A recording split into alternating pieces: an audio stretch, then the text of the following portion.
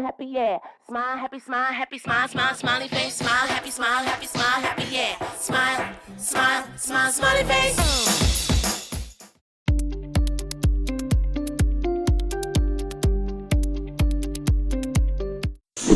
그러니까 이재명 대통령 지지율이 낮아진 거는 여러 가지 요인이 있죠. 일단 여러 가지 요인이 있는데, 일단 제가 정책적으로 제 생각을 말씀을 드리면 가장 큰 건 부동산 정책인 것 같아요. 부동산 정책인데, 근데 제가 몇 번 말씀을 드렸지 않습니까? 그러니까 이 정부는, 그러니까 지금 같은 부동산 정책으로는 부동산을 잡을 수가 없어요. 왜냐면 지금 뭐 여러 번 반복되지 않았습니까? 뭐 노무현 정부 때도 집값 폭등했지, 문재인 정부 때도 집값을 폭등했지. 근데 이재명 정부에서 또 동일한 방법으로 또 지금 집값을 잡으려고 하거든요. 그게 이제 공급을 갖다가 이제 시장이 잘 돌아가도록 공급을 늘리는 게 아니라, 이분들은 항상 그래요. 규제에 규제를 더해서 어떻게든 부동산을 갖다 잡겠다라는 거예요. 근데 사실 저는 그때도 한번 제가 이게 유튜브 촬영할 때 말씀을 드렸는데, 정책은 시장을 이길 수가 없습니다. 그러니까 시장을 어느 정도 이제 시장의 모순점이나 이런 부분을 갖다 일부는 개선할 수 있지만, 이거는 지금 규제에 규제를 더해갖고 부동산 값을 잡겠다라는 거는 시장을 이기겠다는 거거든요. 근데 지금은 이 시장이라는 게 지금 현대사회에서는 굉장히 복잡, 다단한 요소들이 다 개입이 돼갖고 어떤 결론이 나오는 거기 때문에, 일부 정책을 갖다 규제한다고 해갖고 시장을 바로잡을 수가 없거든요. 그래서 약간 제가 그때도 말씀드렸듯이 그 민주당 정부가 약간 오만한 것 같아요. 그러니까 똑같습니다. 우리가 지금 기후를 갖다가 우리가 과학기술이 아무리 발달했다고 해갖고 기후를 갖다가 우리가 변경할 수는 없잖아요. 뭐 태풍이 오는데, 아니면 뭐 여름인데 뭐 겨울처럼 뭐 기후를 규제해갖고 여름인데 겨울처럼 막 영하로 만들겠다. 이거 불가능하잖아요. 이거 마찬가지예요. 그러니까 큰 시장의 원리가 그 보이지 않는 손에 의해서 이렇게 자연스럽게 작동을 하고 있는데, 그걸 갖다가 너무 규제를 더해갖고 하다 보니까 오히려 그 부작용으로 더 오르는 거예요, 폭이. 원래는 부동산은 가장 바람직한 것은 부동산 가격이 물가 상승률에 비례해서 어느 정도 오르는 게 가장 바람직한 겁니다. 그런데 지금 오히려 계속 공급에 대한 정책은 없고 규제를 통해 갖고 계속 거래를 갖다가 못하게 만드니까, 동일한 거 아닙니까? 그 공급은 없고 거래를 못하게 하는데 그래도 수요는 계속 발생할 수밖에 없거든요. 그러니까 이거 부동산 가격은 더 오를 수밖에 없는 거죠. 이건 너무 간단한 건데 자꾸 민주당 정부에서는 이 간단한 정책을 왜 계속 규제 일변도로 나오는지 저는 이해를 하지 못하겠습니다. 그래서 이재명 정부에서 가장 지지율이 떨어진 이유는 첫 번째가 부동산 정책이다. 두 번째가 사실은 뭐 검찰개혁, 지금 아까 전에 말씀드린 개정형사법이나 이런 부분이에요. 이게 사실 저는 그렇게 생각합니다. 그러니까 검찰 자체가 문제가 있다기보다는 이 수사기관의 정치권이 개입하는 게 문제거든요. 그러니까 본인들이 맨날 얘기하는 게 그거지 않습니까? 뭐 정치적 목적에 의한 표적 수사 때문에 뭐 이게 검찰의 부작용이 너무 크다.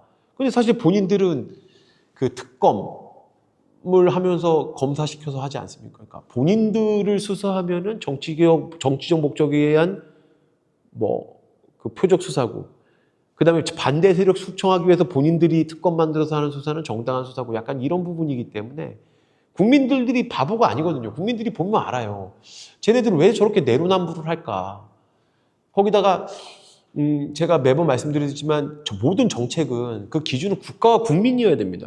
그러니까 정책을 판단하는 요소는 다 막 이렇게 너무 다양한 요소가 있지만 결국에는 뭘로 모아지냐면, 이게 했을 때 국가에게 이익이 되느냐, 국민에게 이익이 되느냐, 이거예요.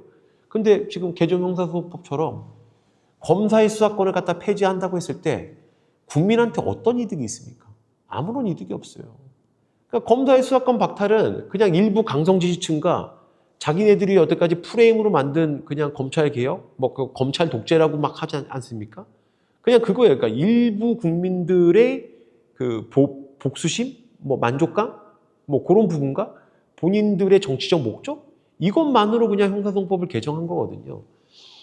그러니까 그런 부분에 있어서 국민들이 그걸 딱 보시는 것 같아요. 그래서 이재명 정부의 지금 지지율이 떨어질 수밖에 없지 않나, 이런 것도 있고, 그 다음에 뭐 주식시장도 많은 영향을 미쳤죠. 주식시장이 사실은 지금은 도박판이죠, 도박판. 그러니까 도박판이고 본인들이 막 계속 주식은 더 오를 거다 더 오를 거다 했는데 주식이 완전 도박판이 되다 보니까 이런 주식시장에서는 개미들은 돈을 벌 수가 없거든요. 일반적인 개미들은 모르겠습니다. 이제 뭐 주식시장을 갖다 전업 투자자라고 했는 주식 전문가들은 이런 시장에서 오히려 돈을 더 잘 벌 수도 있겠지만 일반 국민들은 주식 이런 장에서는 돈을 벌기가 어려워요. 그러다 보니까 이 시장이 오히려 주식시장도 왜곡되어 있다 보니까 그런 부분에 있어서는 지지율이 떨어질 수밖에 없지 않나 이렇게 생각합니다. 그다음에 이제 마지막으로는 약간 아까 전에 이제 그 검찰에 대해서 얘기하면서 미리 얘기했지만 이 정부가 그렇게 공정하지가 않습니다.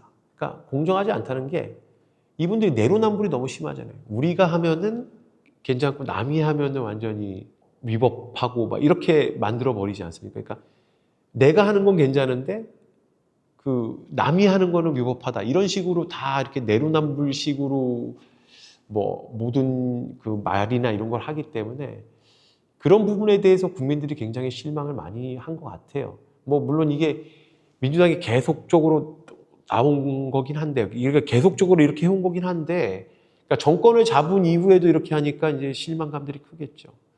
뭐 본인들도 기득권이면서 본인들은 기득권 아닌 척하고 그러면서 기득권이 아닌 척하면서 사실상 기득권의 권리는 다 누리고 그런 부분이죠. 그런 내로남불이 너무 심하죠. 그러니까 뭐 최근에 나왔던 그 뭐 청년주택 뭐 버스 폐버스를 개조해 갖고 뭐 청년주택으로 한다는 거 그냥 옛날에 그거지 않습니까? 조국 장관이 얘기했던 그 막 가재 붕어 개구리 뭐 그런 얘기랑 똑같은 거예요. 아 우리는 너네는 그냥 가재 붕어 개구리로 살아라.